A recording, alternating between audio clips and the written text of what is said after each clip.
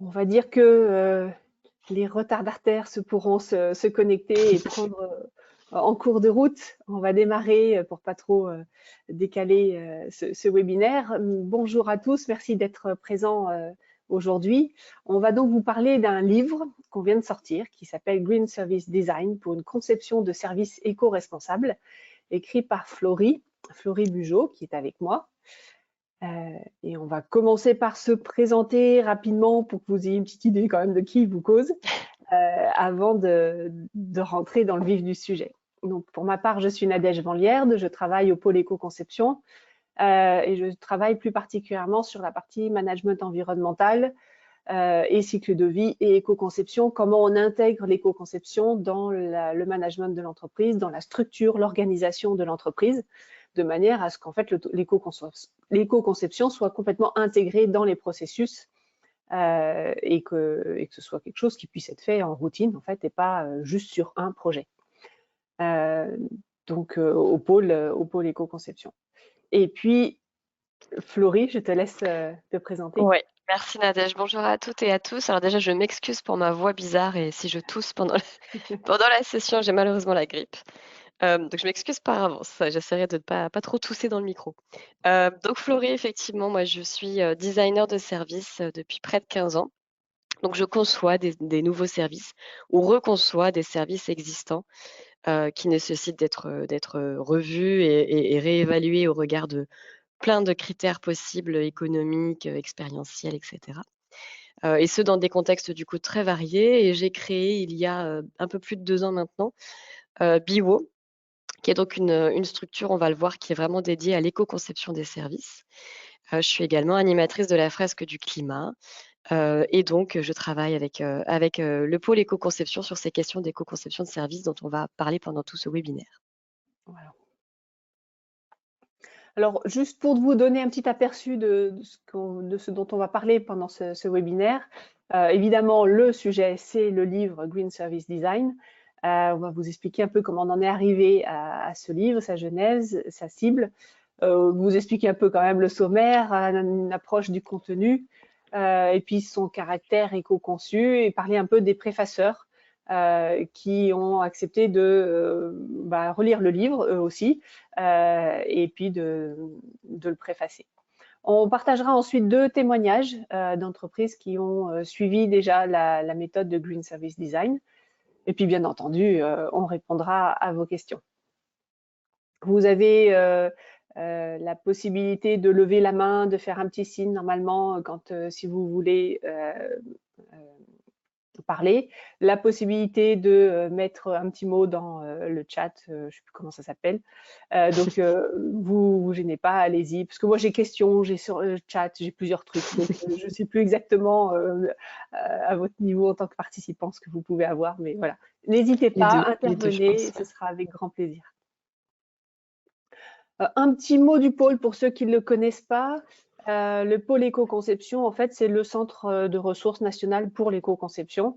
Donc, du coup, on travaille sur tous les sujets qui sont liés à l'éco-conception. Nos modes d'action, on va dire qu'on a 4 manières de travailler. On commence par inspirer. L'idée, c'est de donner un premier niveau d'information aux entreprises, aux personnes, aux consultants, à toute personne qui veut commencer à connaître et comprendre l'éco-conception. J'ai toujours tendance à dire c'est ce premier niveau pour lequel personne ne veut payer, genre un webinaire de maintenant, voilà, on ne paye pas pour un webinaire comme ça de lancement qui donne des premières touches, des premiers petits points de sensibilisation, des ateliers qui permettent de commencer à être sensibilisé au sujet. Voilà, c'est notre premier niveau d'action. Ensuite, on va un peu plus loin, on va stimuler les entreprises à faire les premiers pas en éco-conception, à rentrer dans des diagnostics, à commencer à comprendre la démarche. Ça, c'est le deuxième niveau. Et puis ensuite, on a, alors on peut passer directement des uns aux autres, hein, il n'y a pas forcément de progression. On a vraiment le côté d'agir, alors qui est plus en fait une activité assez classique de conseil, à la fois de conseil et de formation. On fait beaucoup de formation, nous sommes nous-mêmes centre de formation, et autrement, on accompagne les entreprises sur des projets d'éco-conception et tous les projets liés à l'éco-conception, comme l'organisation, la communication, etc. Et puis, il y a cette partie consolidée, parce qu'on est centre de ressources national pour l'éco-conception, c'est aussi notre rôle de développer des méthodes, de développer des outils et de les diffuser. Et pour ça, d'ailleurs, on a un appui de l'ADEME et nous-mêmes, on aide l'ADEME à diffuser l'éco-conception. Donc, du coup, c'est aussi dans ce cadre-là que se place ce livre sur l'éco-conception, dans l'idée d'avoir une méthode. On a travaillé vraiment pour avoir une méthode, vous allez le voir, et pouvoir diffuser l'éco-conception de services et qu'est-ce qui va être vraiment spécifique au service. Donc ça, c'est le pôle éco-conception. Bien entendu, je vais laisser Florie présenter Biwoo. Ouais, alors Biwoo, du coup, donc c'est la société dont je parlais que j'ai créée il y a un peu plus de 2 ans. C'est un organisme unique en France sur la question de l'éco-conception de services et de l'éco-design en fait de services. On va y revenir au lien entre les deux. J'ai créé cette structure parce que justement, je ne trouvais pas finalement moi-même en tant que designer les éléments dans la littérature, mais aussi dans l'opérationnel, dans les projets, les éléments qui permettaient d'aller vers de l'éco-conception des services. Et pourtant, en tant que designer de service, j'avais vraiment ce sentiment qu'il me manquait quelque chose et qu'il fallait qu'on aille beaucoup plus loin que la démarche actuelle dont on va reparler. C'est aussi donc du coup Biwoo un collectif d'experts qui m'entourent, avec des valeurs communes, des envies communes, mais des compétences variées. Donc je travaille beaucoup et on va y revenir en particulier avec des graphistes éco-responsables, dont une qui, on verra tout à l'heure, nous a aidé à éco-concevoir ce livre, mais aussi avec des développeurs éco-responsables, avec des personnes dans la communication, etc. Ce qui me permet du coup d'avoir vraiment cette complémentarité pour tout type de projet, tout type de secteur. Et on peut intervenir du coup sur des projets d'éco-conception en alliant nos forces et en permettant du coup de concevoir des services qui vont être de bout en bout le plus éco-responsable possible, le plus vertueux possible et pas uniquement comme on va le voir sur une partie du service. Merci Florie. Donc du coup, vous voyez, forcément, on en est arrivé à se connaître. C'était obligé avec ces valeurs-là. Et c'est pour ça que dans la réflexion autour de ce livre, il y a eu cette expérience, Florie, que tu as eue pendant 15 ans en design de service et des constats que tu as pu faire.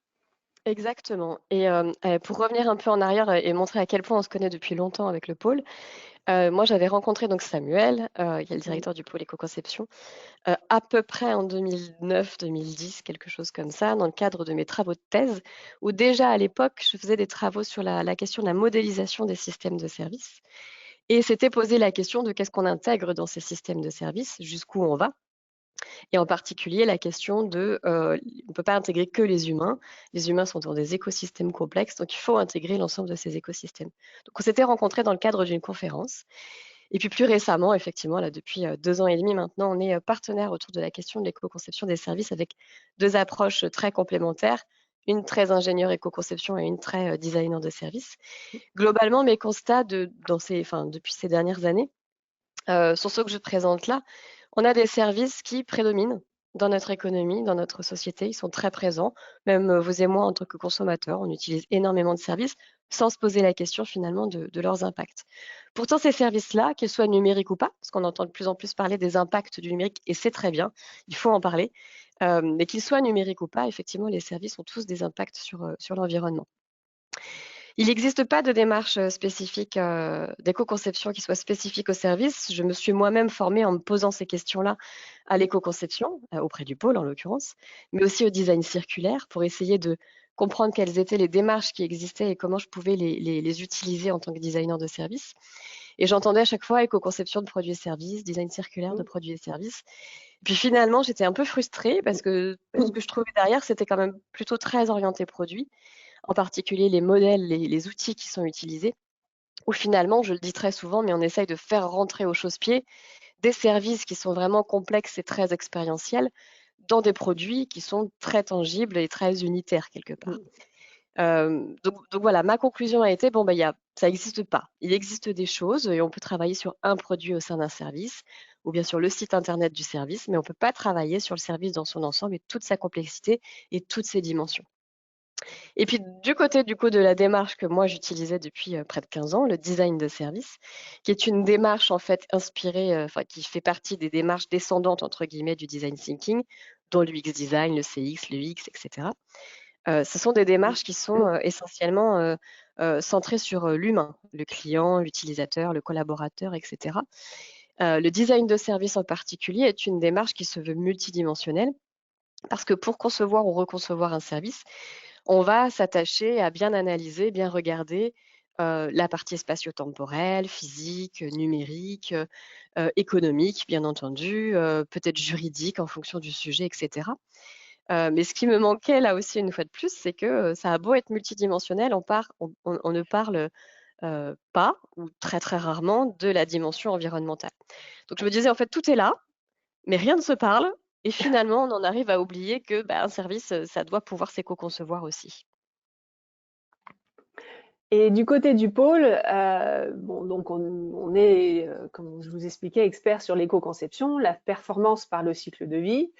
Il y avait eu une réflexion déjà dès 2012, tu vois, tu remontais Ouais. toi aussi il y a longtemps, mais déjà en 2012, il y avait une réflexion, un premier guide réflexion sur le sujet, à commencer à se dire, mais le service, qu'est-ce que c'est? Comment on peut adapter l'éco-conception au service? Et puis, au fur et à mesure, on a fait un constat que le cycle de vie des produits n'est pas adapté au service. Et comme moi-même, en travaillant beaucoup sur l'ISO 14001, j'ai travaillé forcément avec aussi des entreprises de services. Et quand dans la 14001, donc la norme ISO 14001, on nous dit qu'il faut travailler dans une perspective de cycle de vie et qu'il faut décrire un cycle de vie, décrire un cycle de vie de service, toutes les normes nous disent cycle de vie, éco-conception, produit, service, sans se poser la question qu'est-ce qui est spécifique à un service et quelles sont les différences, qu'est-ce qui caractérise, quelles sont les différences entre un produit et un service. Et donc, on en est vraiment, nous, arrivés à se dire, mais déjà, la base, c'est de reprendre qu'est-ce que c'est un cycle de vie. Alors, je me rends compte j'ai pas pensé à le mettre, tiens, le cycle de vie du service. Mais là, pour le coup, Ouais, on on l'a va de diffusé, il est sur notre site, ouais. donc vous pouvez aller le voir aussi sur notre site internet. Donc, on a créé un cycle de vie spécifique au service. Parce que c'est pas la même chose, on n'a pas la même réflexion et on va largement en discuter aujourd'hui. On n'a pas la même réflexion entre un produit et un service. Donc c'est intéressant d'être vraiment axé sur le service et d'avoir ce cycle de vie pour un service. Donc ça a donné lieu aussi à un autre guide qui est sorti plus récemment en 2021 par le pôle que Florie a relu justement, où on a présenté ce cycle de vie de service et commencer à réfléchir à comment on peut avoir des réflexions sur chaque étape de ce cycle de vie et quelles stratégies on peut mettre en place. Donc ça, c'est un guide qui est d'accès libre sur notre site internet. Et puis on a créé des formations, je dis on, c'est Florie et moi, on a co-créé ensemble des formations et co-animées aussi. Alors une qui est plus un premier niveau pour comprendre l'éco-conception de services et justement la spécificité des services par rapport aux produits. Et puis l'autre qui est elle, un peu plus poussée, qui va un peu plus loin sur justement notre sujet d'aujourd'hui, le Green Service Design, et comment on peut utiliser le design de service pour aussi aller vers des services éco-responsables. Et du coup, le pôle a donné carte blanche à Florie en disant, ok, vas-y, écris un livre sur le sujet, c'est super intéressant, on l'éditera. Et donc, Florie, c'est le livre que tu as écrit aujourd'hui. Exactement, ouais. Et du coup, ce livre, c'est le résultat de plusieurs années de réflexion, à la fois issu de mon expérience de designer un peu classique, je dirais, donc avec, comme je le disais, une démarche très centrée sur l'humain, multidimensionnelle certes, mais pas sur la dimension environnementale. C'est le résultat d'un vrai travail sur aussi, comme tu le disais Nadège, la question de c'est quoi un service? Mm. Et puis donc le partage de, mes réflexions et mes propositions pour allier un certain nombre de démarches, le design de service donc d'une part et plus globalement le design centré humain, avec des démarches plutôt, liées à l'environnement comme l'éco-conception ou comme le design circulaire par exemple. Donc je le dis souvent, c'est des démarches que j'ai mis dans un checker, que j'ai secoué très fort pour voir ce qu'il en ressortait et pour du coup le tester, l'expérimenter sur un certain nombre de projets dont on reparlera tout à l'heure, avec les témoignages, de 2 personnes. Ce qui était important pour moi, en fait, au départ sur la jeunesse de ce livre, c'est justement de revenir sur ce manque d'une dimension environnementale, dans la démarche que moi j'utilise depuis, près de 15 ans. Là, le schéma que vous voyez, en fait, présente du coup l'évolution quelque part de nos critères pour travailler sur du design de service. Vous avez du coup à gauche, en fait, ce qu'on appelle le triptyque du design, donc qui est un petit peu l'un de nos fondamentaux en design centré utilisateur, client, humain, où tout simplement on se dit pour faire du coup une innovation, un design entre guillemets réussi, que ce soit de produit ou de service d'ailleurs, il faut que du coup ce service ou ce produit soit désirable pour l'humain, donc il ait envie tout simplement de l'acheter et de l'utiliser ou de le consommer, qu'il soit faisable d'un point de vue technique et technologique, et puis bien entendu qu'il soit viable d'un point de vue économique, puisque du coup l'entreprise bien évidemment est là pour faire du bénéfice. Donc ça, c'est le triptyque initial, et ce triptyque, il a évolué ces dernières années en grande partie grâce du coup aux travaux qui ont eu lieu dans le cadre de l'économie circulaire et du design circulaire. Et le design circulaire a en fait ajouté une quatrième sphère pour respécifier ce triptyque et pour dire finalement si on veut aller vers une conception qui soit pas juste innovante et qui soit pas juste viable d'un point de vue économique, mais que ce soit quelque part une conception qui soit intelligente, au sens un peu général, on va rajouter cette quatrième sphère sur la circularité. Donc pour être plus près de la nature et pour dire ok, il faut que ça reste désirable par les humains, il faut que ça reste bien entendu faisable d'un point de vue technique et technologique. Bien entendu, il faut que ça reste un minimum viable économiquement parlant, mais Oui. surtout, il faut que ce soit circulaire et qu'on soit donc dans cette espèce de boucle vertueuse pour laquelle on extrait le moins possible de matières premières à la base, et puis on est dans un cycle de réutilisation au maximum des différents éléments d'un produit ou d'un service. Donc ça, c'était déjà une avancée qui me paraissait moi fondamentale, mais ça ne me suffisait pas. Parce que je me disais, en fait, on l'ajoute comme une quatrième sphère, un peu comme voilà, la dernière roue du carrosse, alors que finalement, quand je regardais de plus près l'importance de cette dimension environnementale, je me disais, oui, mais finalement, moi, quand je décris un service de manière multidimensionnelle, la désirabilité, elle peut se revoir à l'aune de l'environnement. La faisabilité aussi, la viabilité aussi. Donc, j'ai en fait encapsulé l'ensemble de ces 4 sphères dans une mégasphère, si on peut dire ça comme ça, qui est une mégasphère autour de la durabilité, l'environnement. Je vois encore forcément le bon mot, mais l'idée est là, pour dire finalement, voilà, il faut que tout ce qu'on fait dans la conception d'un service ou la reconception d'un service soit fait au regard de cette dimension. Parce qu'être viable et OK et éthique d'un point de vue social, mais aussi environnemental, c'est pas la même chose qu'être viable tout court. Parce qu'être faisable d'un point de vue technique, c'est pas la même chose qu'être faisable et éco-conçu. Donc ça pose quand même beaucoup de questions. Et donc ce modèle est là vraiment pour essayer de faire évoluer les mentalités, mais aussi les fondamentaux finalement de notre démarche. Donc basé sur cette jeunesse, si tu peux passer, merci, à Oui. la slide suivante. On va revenir un peu plus du coup là sur le contenu du livre en lui-même. Donc ce livre, il s'adresse à différentes cibles. Il s'adresse en particulier alors à des entrepreneurs, des dirigeants, des responsables d'offres de services, etc. L'objectif étant de les aider à mieux comprendre ce qu'est un service au sens systémique. Un service, c'est pas juste un objet, c'est vraiment quelque chose, un système complexe, multidimensionnel avec plein de couches. Celle du client, celle de l'utilisateur, celle du fournisseur, les partenaires. Il se passe beaucoup de choses dans un service. C'est très expérientiel et très complexe.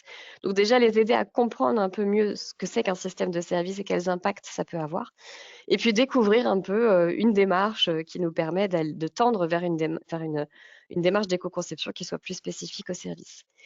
Et puis bien évidemment, on s'adresse beaucoup à la communauté des designers, alors designers de services, UX, circulaire, un peu tous les designers, aux ingénieurs en éco-conception, aux spécialistes du cycle de vie, et de l'évaluation environnementale. L'idée étant de dire, finalement, on a tous un regard complémentaire sur cette notion de service et sur la manière dont on peut l'éco-concevoir. On a un regard ingé, un regard designer, hein, et on peut ajouter plein d'autres métiers autour de ça, vu que c'est des projets qui sont nécessairement multi-compétences et pluridisciplinaires. Et donc, l'objectif, c'est vraiment de leur offrir une vision commune, là aussi de ce qu'est un système de service, qui puisse avoir une base commune pour pouvoir en discuter et pour pouvoir collaborer autour de ces projets et apporter chacun finalement ce regard, cette pierre à l'édifice, pour qu'in fine, on ait des services qui soient les plus vertueux possibles. C'est vrai que l'éco-conception, on le sait tous, c'est un sujet qui est forcément multidisciplinaire, comme tu disais, pluridisciplinaire, ce serait plus juste, et transversal. Et du coup, là aussi, on a besoin que tout le monde comprenne aussi pour l'éco-conception de services, qu'est-ce que c'est ce cycle de vie, les enjeux qui sont vraiment liés au service, etc. Donc c'est vrai que c'est des points aussi importants à aborder. Et Oui, tout à puis, fait. Et on partage ça finalement, hein, entre design et oui, éco-conception, ce regard pluridisciplinaire. On l'avait tous, mais pour autant, voilà, on se parlait pas encore forcément. exactement. Et en plus, il y a maintenant l'idée de se dire, ben, quand on éco-conçoit un produit, si on pousse le bouchon sur la fonctionnalité, si on pousse la réflexion sur vraiment la fonction du produit, peut-être qu'on arrive vers l'économie de la fonctionnalité et donc un service au service que va rendre le produit. Et là encore, le lien entre les deux est très fort. Et là aussi, on a besoin que les ingénieurs produits comprennent quand ils vont vers un service les enjeux qui sont derrière et qui sont liés au service et qui sont spécifiques au Ouais, service. Donc, exactement. Et tu soulèves un point important parce qu'on ne l'a pas dit depuis le début de ce webinaire, mais quand on parle de service, on ne s'adresse pas oui, forcément qu'aux acteurs du tertiaire. Il y a un non, peu un a priori de se dire, bah, ça va être la mm, santé, l'éducation, le consulting, etc. Alors qu'en réalité, il y a aussi énormément d'industriels qui mm, proposent du coup des services associés à leurs produits, dans une logique ou pas d'économie de la fonctionnalité, mais on peut aller effectivement jusque-là. Ça peut être des services en plus des produits, comme ça peut être un retournement quelque part, une mm, transformation du business, du produit vers du service, et entre autres du coup des produits vendus à l'usage. voilà. Donc voilà, Et ça puis, adresse du coup quand même un grand nombre d'acteurs. ouais, ainsi que tous les services industriels de sous-traitance, de Oui, maintenance, etc., qui exactement. rentrent dans le domaine serviciel, en fait. Euh, et donc, il faut réfléchir l'éco-conception d'une manière un peu différente que celle d'un produit. Donc, voilà, vous voyez le champ des possibles et le champ d'investigation qu'il peut y avoir pour ce sujet.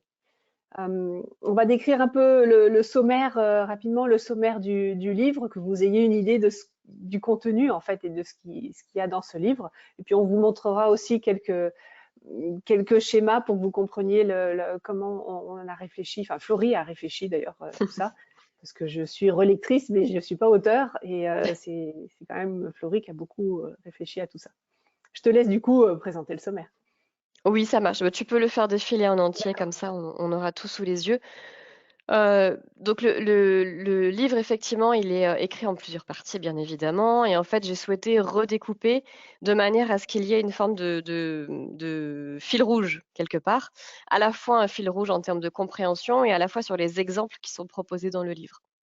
Donc la première partie, c'est la redéfinition du concept de service. Vous l'aurez compris depuis, depuis le début de ce webinaire. Il y a un vrai sujet sur c'est quoi un service. Voilà, de quoi on parle, en quoi c'est différent d'un produit, en quoi c'est systémique, en quoi c'est compliqué. Donc il y a toute une partie qui revient, alors de manière un peu théorique par moment, mais c'est nécessaire, sur ce qu'est un service. Et on l'ancre en fait dans des exemples concrets pour que du coup, ce soit plus facile de se projeter aussi sur qu'est-ce que ça veut dire pour moi en tant qu'acteur qui fait du service.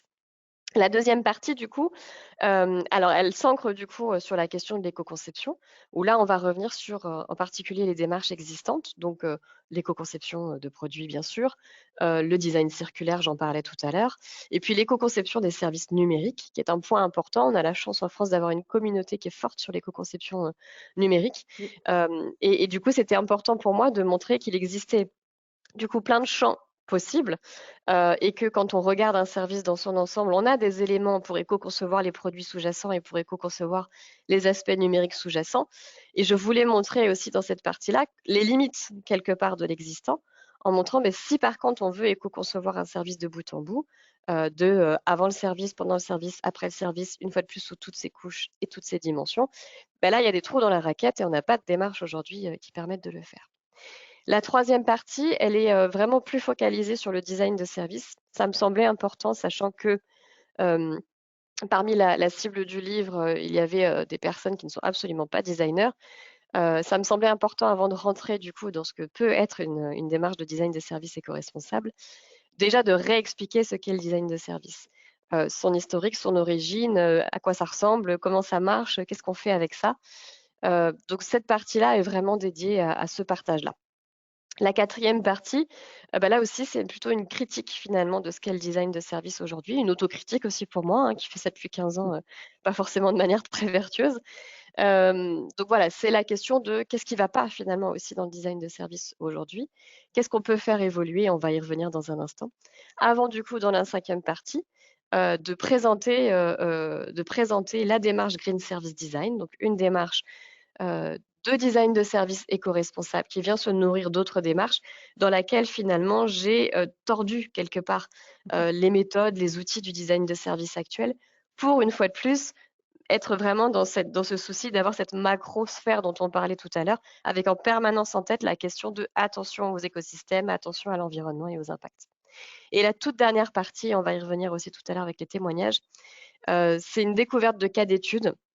Alors, on a présenté dans le livre, du coup, j'ai présenté dans le livre deux mini cas d'études qui sont l'application partielle, du coup, de la méthode Green Service Design. On va voir tout à l'heure dans les témoignages l'application complète, du coup, de la démarche. Et on aura l'occasion d'y revenir puisqu'on vous proposera aussi d'autres événements et d'autres publications qui présenteront ces cas d'études en détail.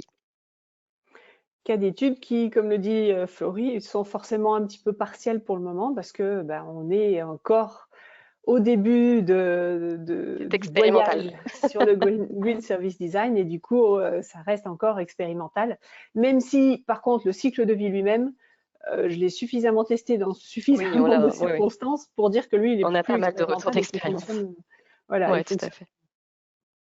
Alors du coup, tu voulais nous parler rapidement de ce design de service classique Oui, et anthropocentré.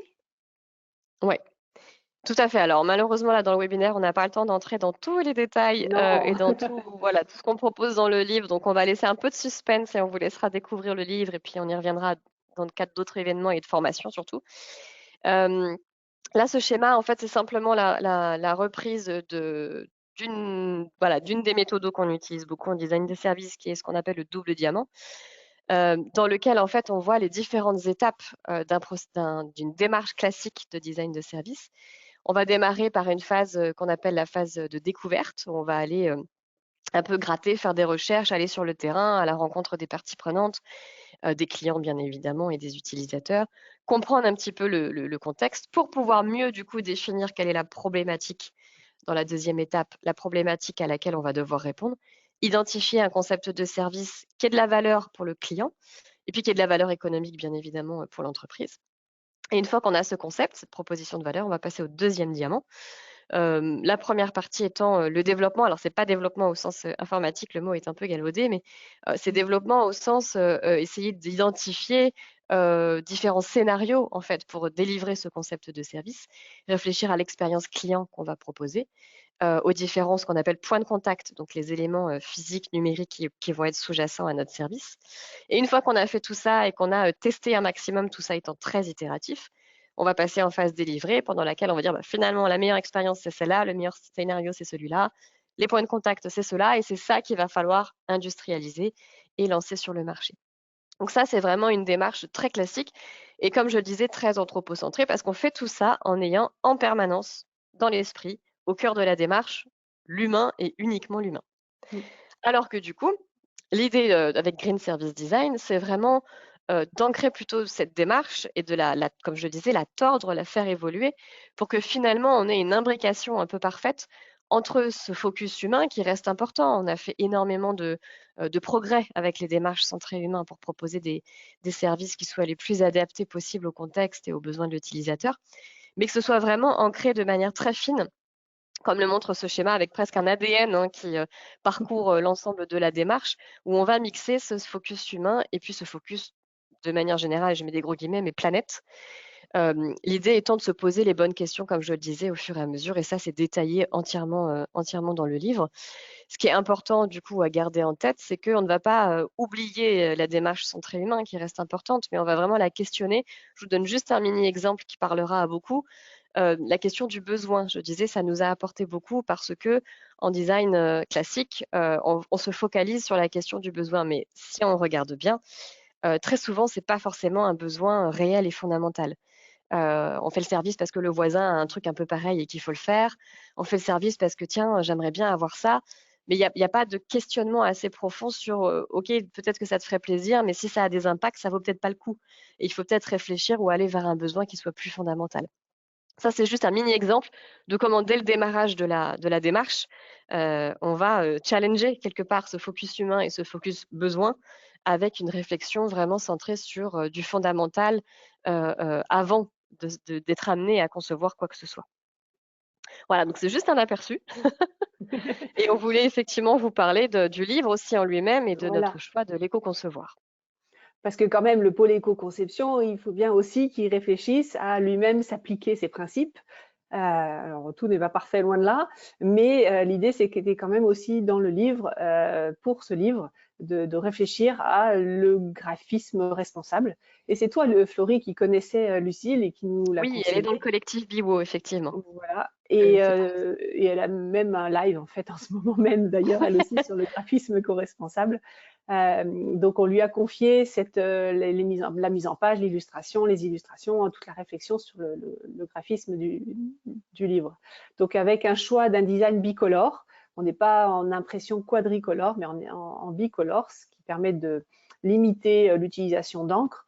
Et en plus, avec une diminution très légère du taux d'ancrage à 90%, ce qui permet là aussi en fait d'économiser de l'encre et de limiter les impacts liés aux encres.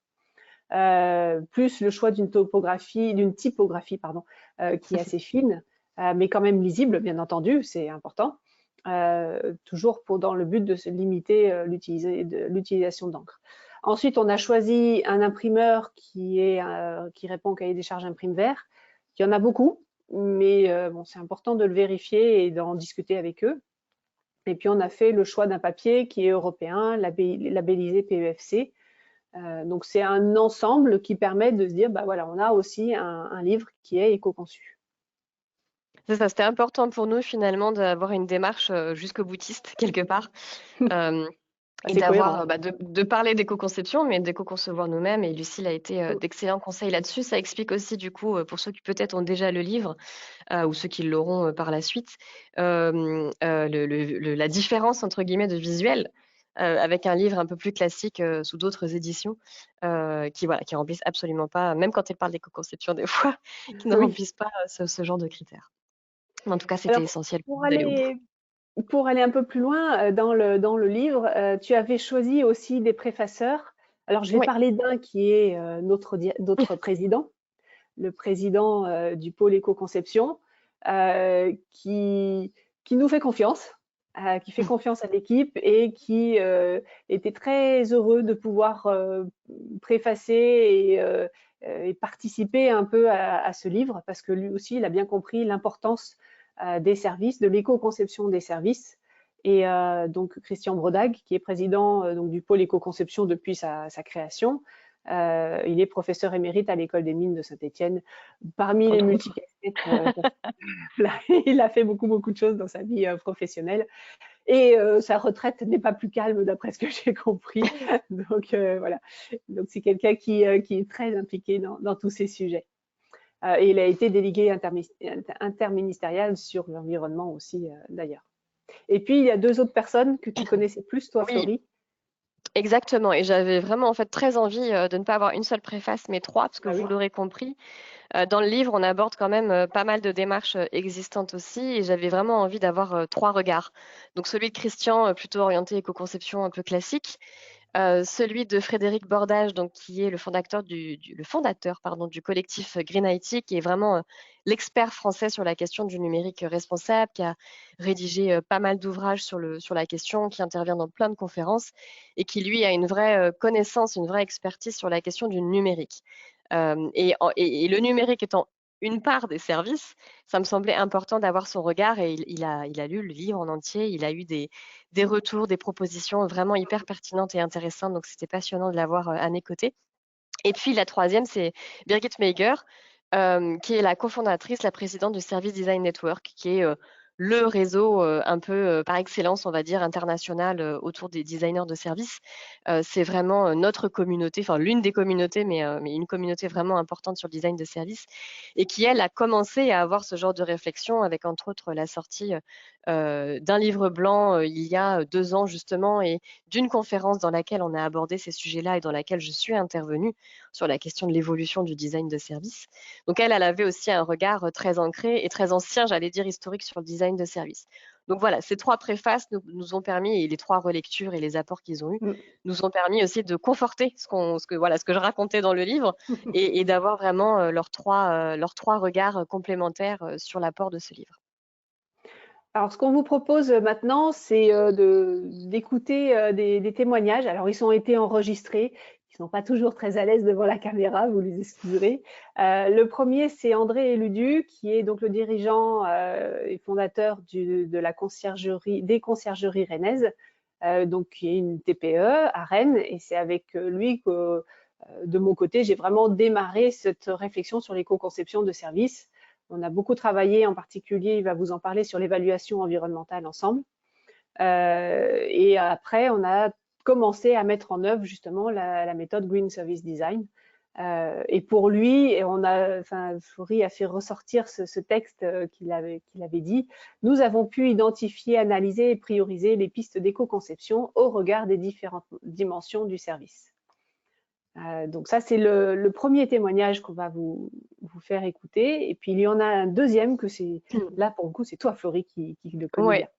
Effectivement, c'est celui de Bénédicte Guillou, qui du coup est médecin à la base, qui a travaillé aussi pour des sociétés de compléments alimentaires et qui a décidé du coup de se lancer dans l'entrepreneuriat en voulant allier du coup alimentation durable et santé durable. Donc elle avait plus ou moins une idée vague de ce qu'elle souhaitait faire.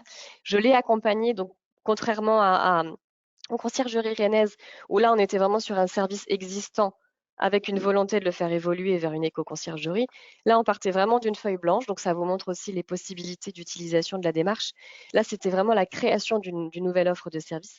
Et cette fois-ci, on a mis en œuvre Green Service Design de bout en bout. Voilà, on va écouter leur témoignage et puis après, on conclura sur leur témoignage.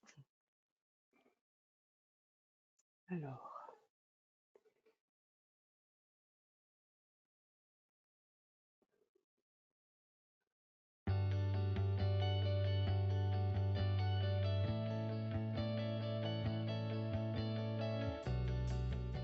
Oui, André Ludu. Donc, j'ai créé une société en 2009 qui est une conciergerie d'entreprise, les conciergeries rennaises.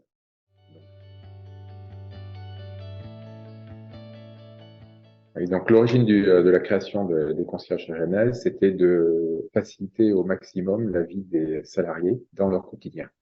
Donc, nous avons pris en compte aussi 2 problématiques avec d'une part optimiser l'ensemble des déplacements des salariés dans leur quotidien, et l'autre problématique, c'était de favoriser finalement l'économie locale et faire en sorte que les gens consomment au plus près de chez eux. Donc à travers ça, à travers ces points-là, nous avons vraiment voulu avoir une dimension un petit peu RSE. Et je dirais qu'au cours du temps, avec l'expérience, avec les échanges avec les différents salariés, on a décidé d'aller un petit peu plus loin dans la prise en compte de l'environnement en exerçant notre métier. Donc, ce qui s'est passé, c'est qu'on a mis un projet en 3 phases. La première phase, ça a été de faire un premier atelier de réflexion, donc qu'on a mené avec un cabinet et nos clients. Donc, on les a réunis sur une journée pour réfléchir à finalement notre métier et comment faire prendre en compte un peu plus la dimension environnementale dans notre métier. Donc, on est allé vers ce qu'on appelle une éco-conciergerie. Et la deuxième phase du projet, ça a été de voir finalement aujourd'hui notre métier tel qu'on l'exerce et quel est notre impact sur l'environnement. Donc, pour ce faire, on a intégré en alternance une élève ingénieure de l'école des métiers de l'environnement, et on s'est appuyé sur l'expertise du pôle éco-conception avec Nadège van der Liet et la société BU et Flory. Donc tout ça, ça a été mis en place grâce à un dispositif qui est le dispositif tremplin par l'EDEME.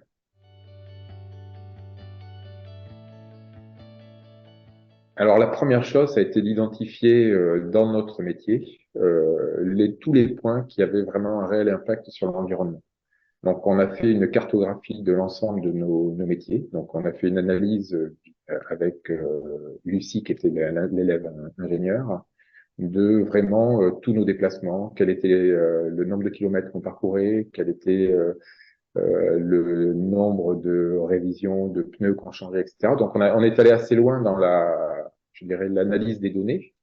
Et ça nous a permis déjà d'avoir, à travers l'analyse d'impact, une première vision je dirais, de tout notre impact, tous les points sur lesquels on pouvait agir. On a fait ce travail avec le pôle éco-conception et après, donc, on a travaillé avec Florie sur finalement l'éco-conception de services. Et ce que ça nous a permis, ça a été de poser le crayon et d'identifier finalement tout notre métier, toutes les composantes de de notre métier, tous les services, toutes les prestations que l'on proposait, et d'identifier le parcours client que l'on avait avec les usagers du service, quoi. Et à travers ça, ce qu'on a fait, c'est qu'on a identifié trois axes et ça a confirmé finalement le premier travail qui a été fait par Lucie. Ces trois axes sur lesquels on allait travailler par la suite, qui sont d'une part l'optimisation de notre logistique. Et quand je parle d'optimisation de notre logistique, c'est modifier également les solutions que l'on propose à nos clients en termes de conciergerie. Donc ça va assez loin dans le choix. Le deuxième, ça a été de mettre en place un processus d'éco-sélection de nos partenaires. Donc, à travers l'éco-sélection, ça a été de définir un guide de l'éco-sélection, définir une fiche d'éco-sélection. Et le travail que l'on va mener aujourd'hui, c'est rencontrer tous nos partenaires existants et voir avec eux s'ils veulent bien rentrer dans la même démarche que nous et si oui, voir comment les accompagner. Et pour la deuxième partie, c'est pour tous les nouveaux services que l'on va mettre en place, c'est s'appuyer sur cette grille d'éco-sélection. Et la dernière, le dernier axe de travail, c'est tout simplement avoir des achats un peu plus responsables. Donc, on a identifié certains achats que l'on fait, des achats récurrents. Ben, c'est faire en sorte qu'on ait un comportement plus responsable dans nos achats également.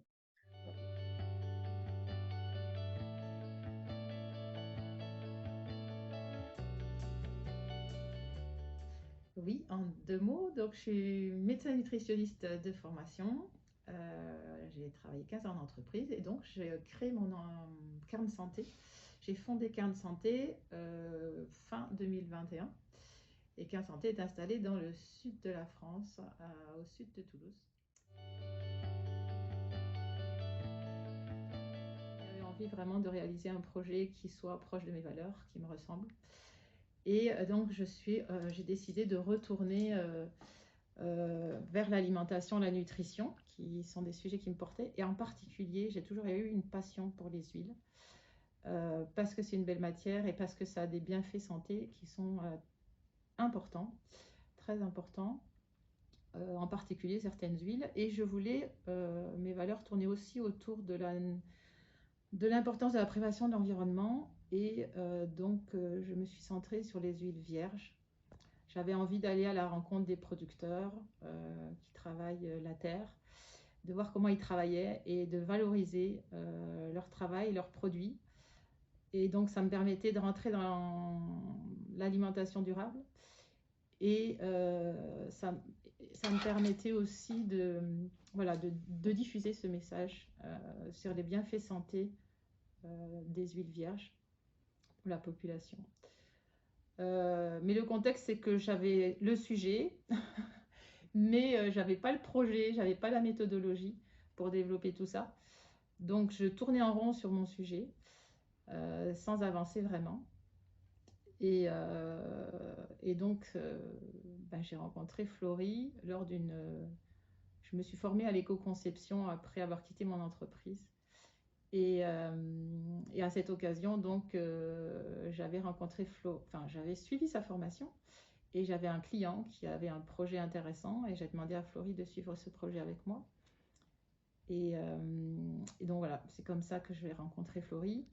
Et j'ai changé un petit peu mon fusil d'épaule. Au lieu de faire du conseil en éco-conception, j'ai donc choisi de travailler sur les huiles.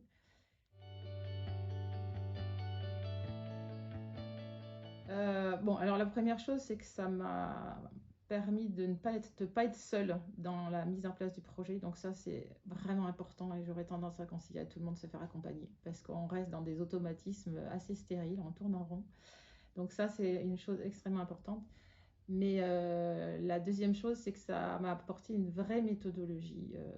Voilà, Florie, elle apporte un cadre qui est, enfin, en tout cas, une méthodo progressive.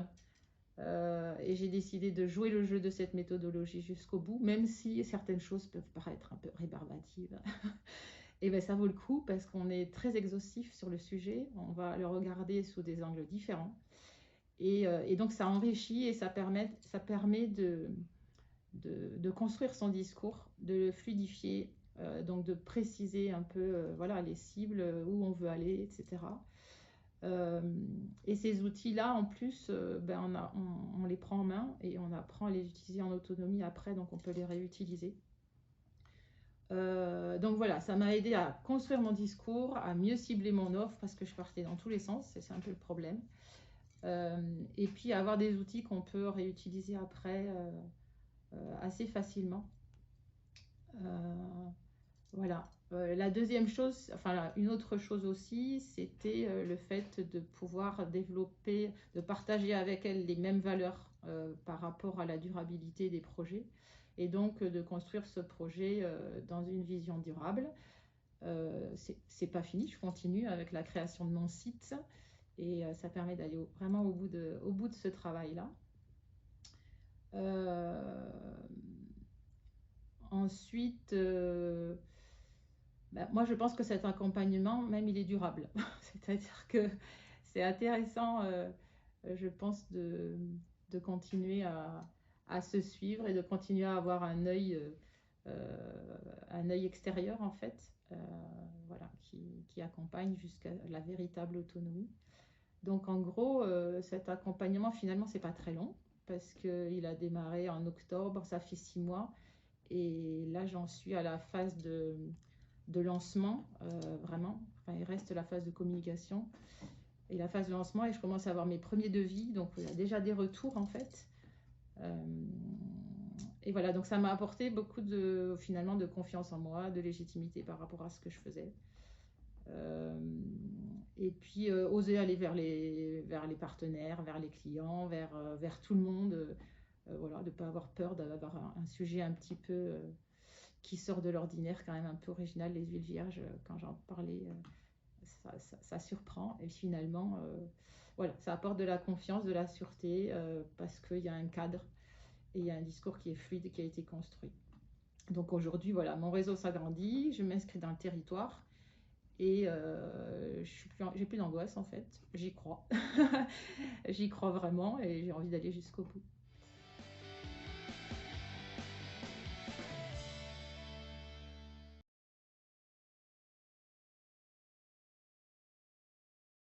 Alors, est-ce que ça fonctionne? Oui. Ouais, c'est tout bon. Voilà pour ces 2 témoignages. Du coup, si vous voulez aller un petit peu plus dans le détail, parce que là, on est resté sur des questions assez macro, simplement pour donner des éléments clés de compréhension. Sur les conciergeries rennaises, du coup, il y a donc l'exemple est utilisé dans le livre, donc vous avez le détail dans le livre. J'ai aussi fait une interview du coup d'André et Lucie, à qui je fais coucou parce qu'elle est connectée, sur mon site internet. Donc, si vous allez sur biwo.fr, vous retrouverez dans les actualités un article.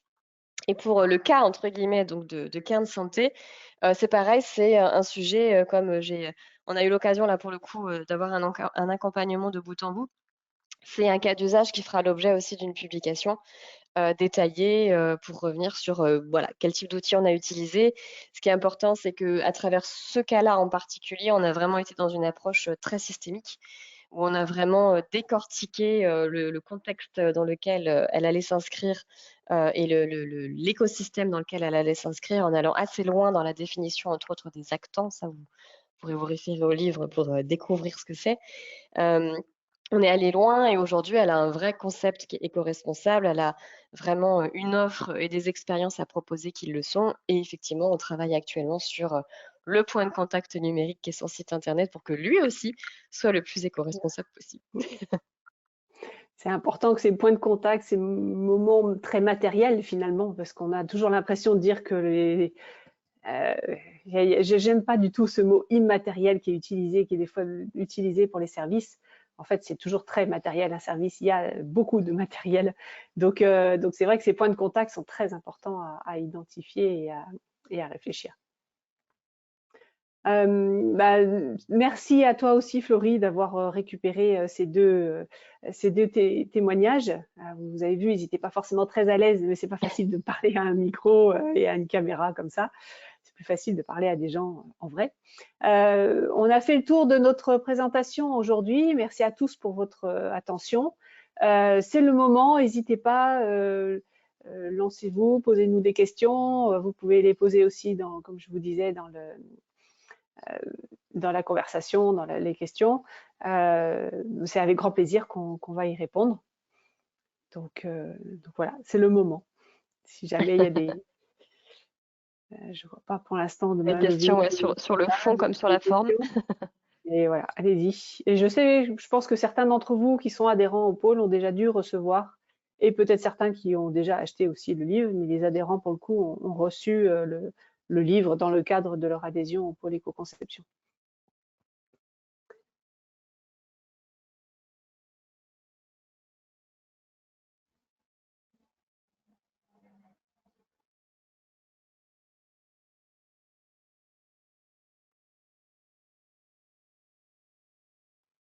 Merci Régis, un fidèle du pôle avec qui on travaille, qui nous dit merci, livre très complet et utile, complétant l'approche produit classique, que tu connais bien d'ailleurs.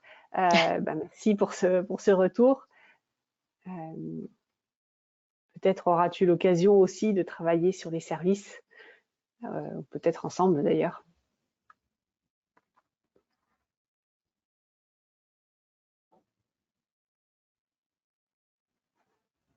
Dans tous les cas, si ça suscitait des questions post-webinaire, Oui. ça arrive souvent, n'hésitez pas à nous recontacter. Vous aurez l'accès au replay, bien entendu. Et on est à votre disposition pour entrer dans certains détails, peut-être si vous en avez besoin, ou pour répondre à vos questions sur l'approche en elle-même, sur le livre et son éco-conception aussi. Ça peut aussi vous intéresser d'avoir plus de détails sur ces aspects-là.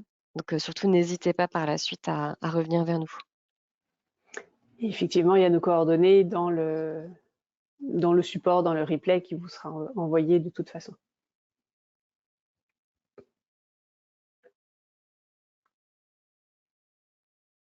Oui, comme tu fais remarquer, Régis, et comme on en a parlé, les services sont de plus en plus liés aux produits dans les nouveaux modèles d'affaires de l'économie circulaire. On en parlait tout à l'heure avec l'économie de la fonctionnalité. Oui. Et là aussi, les services doivent être réfléchis pour être éco-conçus. Et il est nécessaire de s'assurer de la performance environnementale des services. Et j'en parle dans le livre, vous verrez, parce qu'il est beaucoup question de l'économie de la fonctionnalité. Et quand j'ai commencé à me pencher sur le sujet il y a plusieurs années, on m'a dit en gros, t'inquiète pas, c'est réglé, il y a l'économie de la fonctionnalité et la coopération maintenant. Et en fait, voilà, il y a tout un passage sur le livre qui concerne l'économie de la fonctionnalité, qui par ailleurs apporte plein de choses. C'est absolument pas une critique, simplement. Il est nécessaire d'aller plus loin parce que vendre l'usage d'un produit plutôt que vendre le produit en lui-même, enfin la propriété d'un produit, effectivement, ça permet de passer à un modèle où le fournisseur qui reste propriétaire de son produit va avoir nécessairement besoin de le rendre plus durable quelque part. Sauf que c'est pas parce que, je le dis souvent, mais c'est pas parce qu'un pneu, un moteur, ou une boîte de conserve est plus durable que l'ensemble du service qui est proposé autour l'est aussi. Donc il faut vraiment être assez vigilant là-dessus, et une fois de plus, le mixte de ces différentes approches peut nous permettre vraiment d'aller beaucoup plus loin.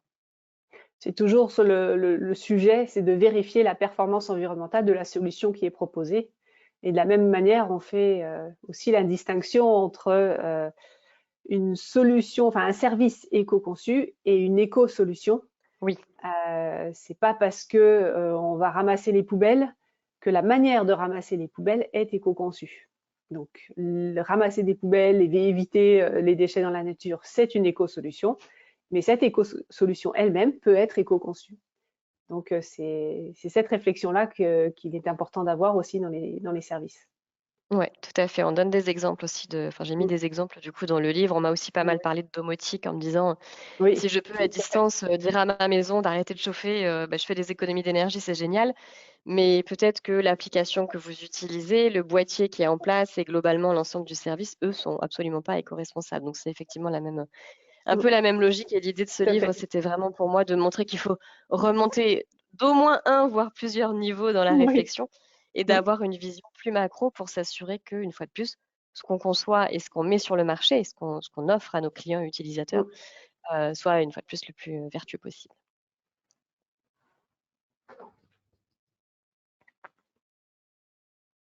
Ah, le livre sera-t-il traduit en anglais? Ah, Ça serait très bonne bien. question. On me l'a déjà demandé. Oui. C'est possible. Je vous promets pas de le faire là dans les jours qui viennent parce que j'ai quand même c'est des mois et des mois de travail ce livre. Donc là, je prends un peu de recul par rapport au livre aussi. Et surtout, je continue à expérimenter avec différents projets qui utilisent Green Service Design. Mais voilà, Régis, effectivement, on m'a posé la question. En particulier, vous avez vu l'une de mes préfaceurs, Birgit, n'est absolument pas française. Donc Français, déjà, oui. je lui ai traduit une partie. Et en fait, effectivement, il y a aussi une demande, on va dire, de la part de la communauté internationale, entre autres à travers le réseau dont je vous ai parlé, voilà, sur lesquels il se passe des choses et c'est pas encore forcément abouti, mais la réflexion est là, la prise de conscience de la part des designers est de plus en plus là, et donc voilà, c'est fort possible. Je ne sais pas quand, mais c'est fort possible. Et c'est vrai que l'Europe pourrait s'en inspirer et grâce à nos travaux, la France montre la voie, effectivement, c'est ce qu'on pourrait dire. Cocorico.